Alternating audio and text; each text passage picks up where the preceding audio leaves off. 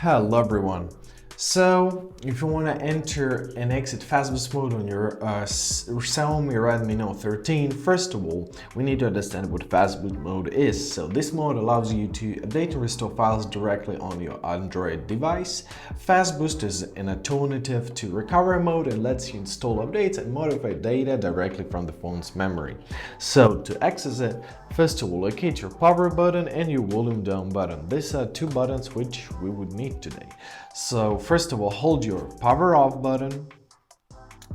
Hold it until you will summon your power off menu. Now swipe up to turn off your phone and give it like 10 seconds to be turned off completely and to chill out. Now when it's turned off, hold your power button and your volume down button simultaneously.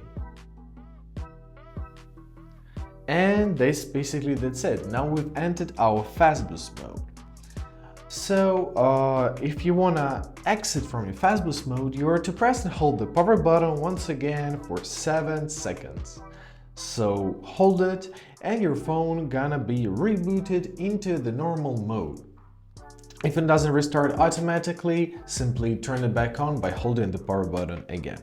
But as you see, mine just did. I hope this video was helpful. Thank you so much for watching and have a great day.